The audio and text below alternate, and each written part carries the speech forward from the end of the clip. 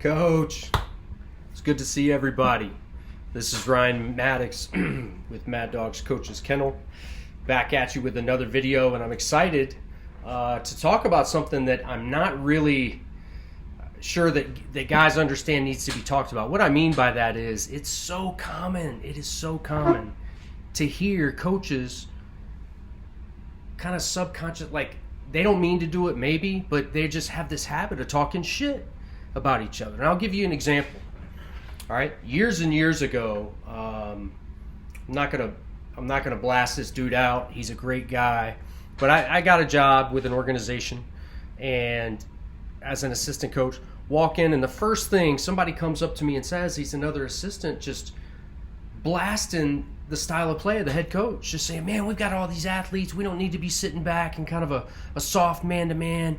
We're playing flex offense, but, let's get out there and take people off the bounce. We should be, doing this and that. And there's a time and a place to talk about X's and O's, right? And even to criticize or constructively criticize, or in a staff meeting is what I'm saying. That's when you bring it up. And you don't only bring it up, you've got reasoned opinions as to why. You have examples of other styles of play that you think would be better and why. So there's a time and a place. And how this relates to you guys is when you're going to college practices. Let's say that you're currently a high school assistant, right?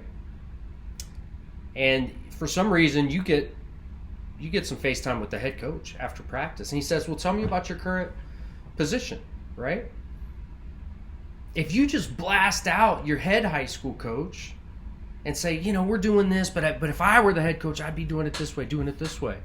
What do you think your prospective future boss is going to think of you? If he were to hire you, why would he anticipate that you would ever speak of him any differently?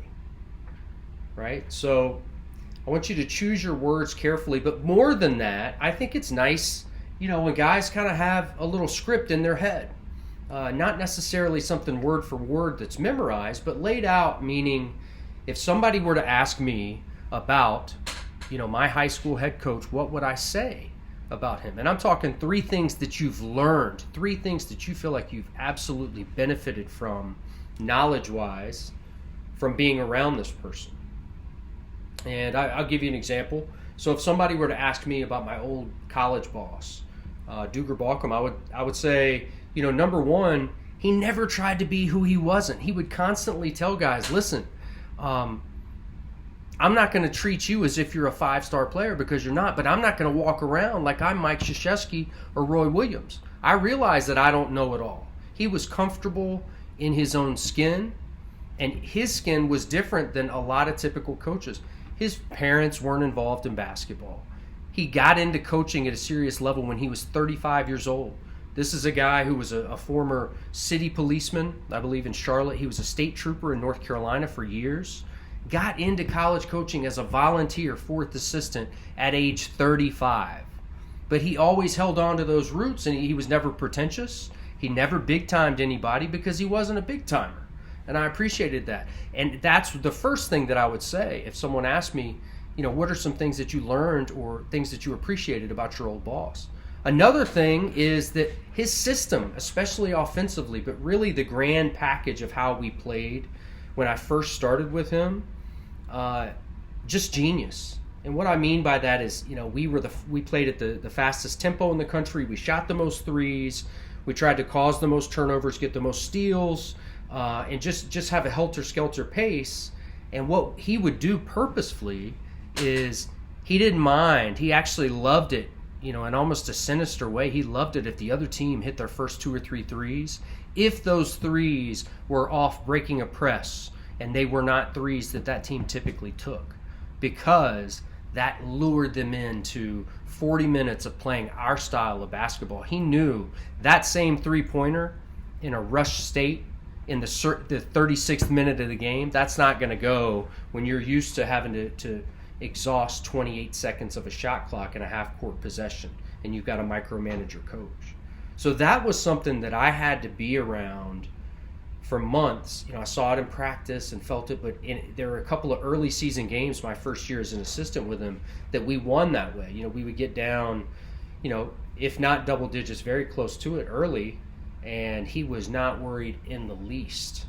So that would be the second thing, just that he had a system that was genius for the personnel that we were able to attract consistently at military schools, right? And then the third thing I would say about Coach Balcom was that he trusted his assistants. Whatever my role was when I first started, it was a lot of DBO kind of stuff, finding hotels and what kind of pregame meal are we going to have.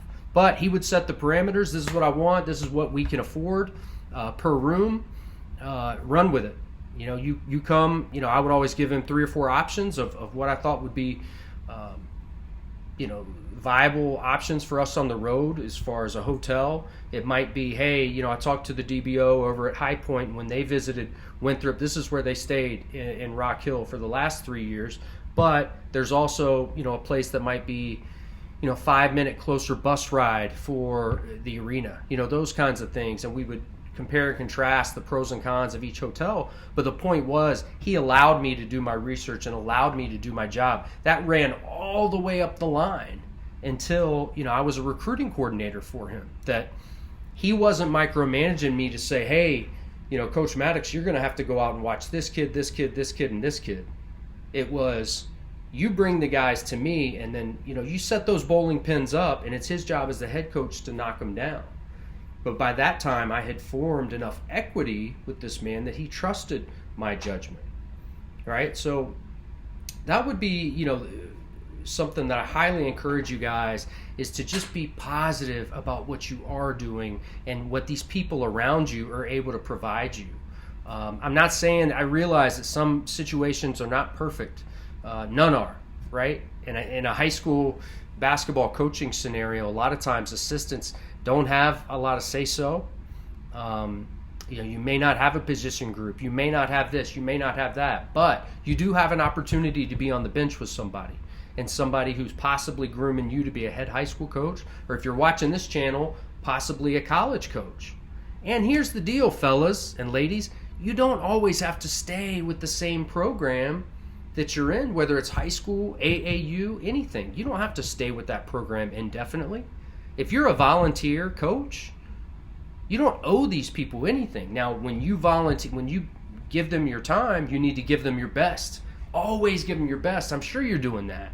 But if you finish out a season and you feel like, hey, I've got a better opportunity to jump ship and go somewhere else, remember the good things that you've learned from that person, thank them, do it the right way, but find yourself the better opportunity.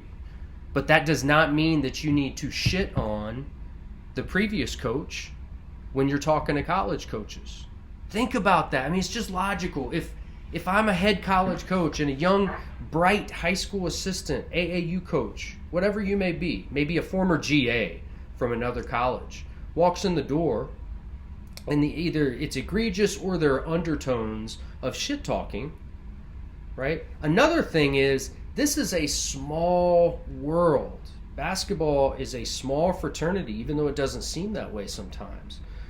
If you're at a college practice, odds are that you're within an hour driving distance of your house. There's a chance, maybe not a great chance, but a chance that your coach has indirect ties to your high school head coach that you don't even know about. It may be like a 2 degrees of separation kind of thing where, a guy who used to coach with your head coach went on and was another coach in the league, and they became good friends. So he heard stories about your head coach when it was years before, when he had just started his career. And they're all good stories. But the main thing is, it's bad karma on you too, dude. Very bad karma to go in there and just talking mess. When you're talking positive energy, you're bringing positive energy and you're providing positive energy to the rest of the people around you. And how do you make those people feel, right? The main thing is that college coach, if you have these 3 things that you feel great about the current system you're in or the current person that you're working for, you're going to leave that coach with the impression that he was around somebody that brings positive energy and wants to learn more about the game. It's not just, okay, he wants to be a college head coach and he's going to do anything that he possibly can to get there, and he's going to step on and shit on anybody on his way up that ladder. Because that's just not how it works. Coaches are looking for loyalty. This is, you see it all the time where a coach in college may do really, really well at a lower level, and he jumps to a mid-major or high major job. Most of the time you see those guys end up taking virtually their entire staffs with them, and if not, the people that they don't take oftentimes are hired to replace them at the first school. So, but none of this stuff is promised, right? So let me wrap this up. It's getting a little long-winded. I appreciate you watching. I want you guys to know, smash the like button, notifications, subscribe, all that stuff. My offer from the first few videos stands. My first video to get 10 likes, 5 new subscribers, and 5 comments on it, I'm picking somebody from the comments section and giving you $25 to help in your coaching, your journey. And with that, you can buy business cards, you can take another coach out to lunch, you can do whatever the hell you want with that money, but it's about the spirit of what I'm trying to do for you, because I know there are a lot of guys and gals out there that are struggling just to try to reach their dream, and it's not easy. I appreciate that. I've been in your shoes, right? I've walked in them, but I'm willing to walk beside you on this journey, right? If you need mentorship, you want some help, you just want a little guidance, you want some anecdotal stories, my personal email address is going to be in the description. I look forward to seeing you guys very soon. Got a lot more good stuff coming your way. All right, appreciate it. Keep the faith. Keep your head up. Keep working hard. Watch the videos over. All right, all the things that you can do. 5 phone calls a day. I'm pumped. Why do I feel like I'm going to get a job again? Right? When you reach out to me and feel like this stuff's helping you at all, that brings me joy. Wants me to want to pump out more material for you, because I got tons of it stored up in here. Just like the joy I know is stored up in your heart, wanting this so badly. I want it for you. All right, so I'll talk to you guys soon.